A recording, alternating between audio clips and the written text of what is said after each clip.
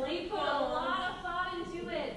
Into blank monologues, because not all stories that need to be told. And all stories need to be told. And all stories deserve to be told, because not all stories, especially stories that rarely get told, fit into the word vagina.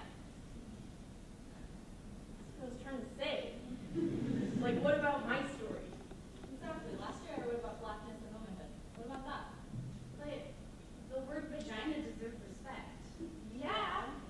And so do all the words that make up who we are, like Survival. survival, Family. family, Chicana. Chicana, Badass. badass, Brave. brave, Sexy. sexy, Truth. true, Fierce. fierce, Queer. queer, Love. love, Identity. identity. So that is what the blank is all about. Yeah. So whether your word is vagina or reclaim, boy, sassy, Chingona. shameless, Artist. Transgender. unbreakable, resilient, peace, the blank monologues welcomes your stories. Yes! So I guess I'll say my monologue for next year. Yes. And with that, We proudly welcome you to the Vagina Monologues.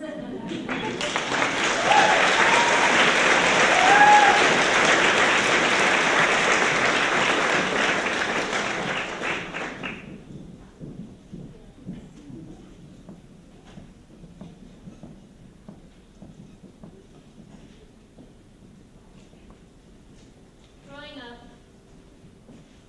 I used to tell myself to be myself, as if I needed a reminder. 3 syllables to constantly try to remember and carry. In a locket, around my neck, tattooed on my wrist, tucked away in a pocket so I could refer to it later, be myself. By myself, be like everyone else. It always seemed to rewrite itself. I didn't actually hear the phrase model, minority until college, but I understood what it meant. Obedient, good grades, mostly just quiet. When I started school, they asked me, why are you so quiet?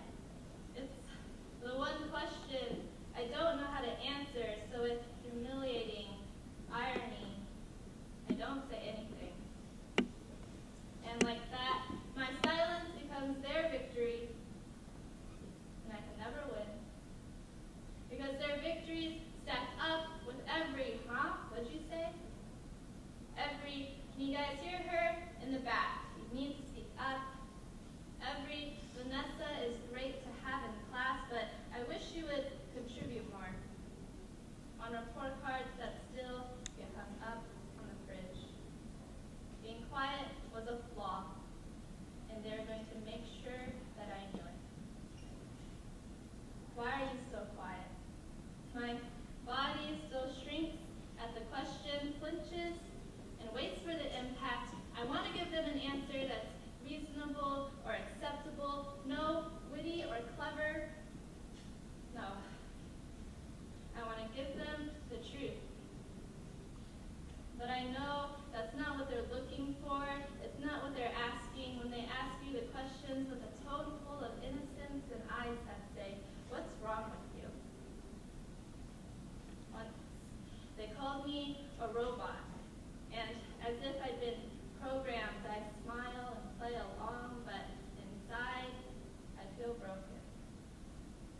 If I was a robot, then something just didn't compute. How could I be brimming with so many emotions at home that at any second could overflow and fill the entire house, yet at school, they deemed me emotionless? Am I not human too? I learned